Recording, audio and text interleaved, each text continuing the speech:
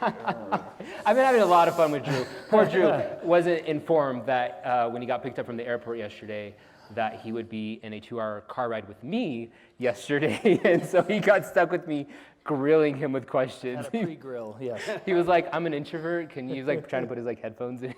I did not. No, we had a ton of fun. Drew's like my Painting me new as a favorite diva. person. Drew, what is it that something that people? What is something that you dislike that people think about you, say about you? What is something that I dislike? Yeah, what is something that you dislike that people say about you? I think, I've been performing not as long as you, for 40-something years, right? But since I was 11, so a good 30 years. So from a young age, I think I have equated my worth to what I've been working on, like what have you done lately sort of thing. Like too much of my identity has always been wrapped up in what I'm doing. So when there's long periods of nothing, when there's lulls, it's the highs are high and the lows can get pretty low. And what was the question again? I'm starting to write. Yeah. This is going in the right direction. No. Like, rephrase. I think, there's a lot of people who approach you and they think of you as something and they say things and feel things about you. And what is it that they say or that you dislike? So something that they say that I dislike that bothers me because I have been so focused on work is, why did you stop acting after High School Musical? Why aren't you still doing this? And the answer is I am. I've been working really hard for 18 years since that came out. It's just like that was such a cultural juggernaut, such a moment that a lot of the other things haven't. They're more niche, like some people have seen them, but that irked me because as much effort as you put in, some people will only ever still remember you for that one thing. And I guess I want to be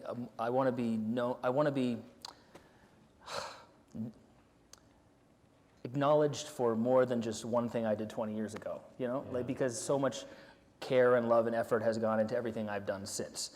But the flip side of that is like, why do I need the world's validation for all those things that have happened since then? Like the fact that they've happened and I've enjoyed them and I've had amazing experiences and I have a great life, like that should be enough. So, yeah.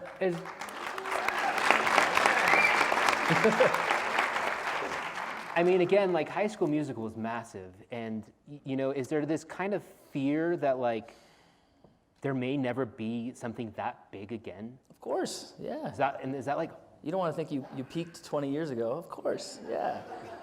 But but to what I just said, like something doesn't have to be big to be worthwhile. Yeah. On so many levels. So I'm focused. Yeah,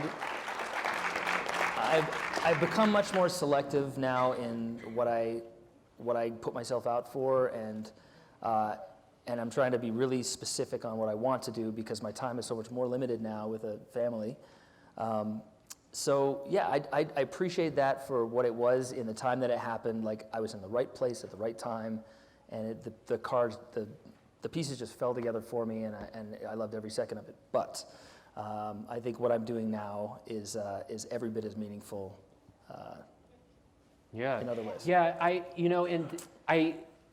we talked a little bit about how like the childhood development and the raising of a family is like that's how we're going to change the world. I always go back to Pope John Paul II talks about that like so goes the family, so goes the world, right? Like we have to focus on our family. But if I was trying to put myself in your shoes, like you are so, and I'm not saying this to like butter you up or talent, and I know I've been giving you a lot of compliments, but like Drew, your voice is absolutely incredible. And so you have this very, I was saying in my monologue, you have this talent that like someone like me will never have. And so like, do you feel like you struggle with like being a dad and being this talented person in Hollywood? Yeah, I'm currently struggling with that. I think you also asked on this long car ride, this really long car ride, what crossroads are you at in your life? And I think that's part of where I'm at. I'm 41, right? I'm not like the young hot guy in the thing anymore. I'm the dad. But like realizing that like I'm transitioning from the person that needs to be the hero of the story to the person that needs to be the mentor in the story, and like help guide not just my daughter, but like I want to guide the next generation of performers and youth coming up that can make a positive impact and change the world in good ways, because the world is going to them. So I want it to be, I want to share what I've learned to this point and take the focus off of me and see what I can give at this point. And I think there's like the political correct answer to this question, but like, are you ready to be that mentor? That's the hard part. Like, there's the ego jumps in, and you still want to, you still want the spotlight here and there, and like, can you have it both ways sometimes? Sometimes, but I'm not going to lie and say that it's been an easy transition. I'm currently still in transition. Like, I still want to put my work into the world, but it's becoming apparent that it's less important than supporting others' work. Yeah, that makes sense. Would you say? Yeah, dancing around the same thing. Yeah. Would you say that this is like your Mount Everest, like the mountain that you're trying to climb in life? Is this your biggest challenge that you have? Dealing with this career, family, being a good dad, Yeah, because I mean, as I alluded to earlier, it's like so much of my identity has always been wrapped up in my work, and what you can give to that side of yourself changes when you have a young family and you have those kind of responsibilities. So it's been a tricky transition, but I think it's getting easier every day, and I'm working my way through. Where does that come from? I think so many of us, I'm grilling you here, Drew. I wish this was real. Where does that come from, of like basing so much of our self-worth around our career? Was that like the way that you were raised? Is that something you, I don't know, self-imposed on yourself? Where does that come from, that you kind of grade, whether you like it or not, you kind of grade yourself on these work? Being an actor or a performer is inherently you have a lot of competition. A lot of people want to do what we get to do, so you never get a free pass. You have to always keep fighting for that to continue. But where does that come from? Yeah, because it's in a lot of people. Like, a lot of us have that, I know CEOs and people who, they want to be remembered by their work and by what they accomplish in the office or in film, music.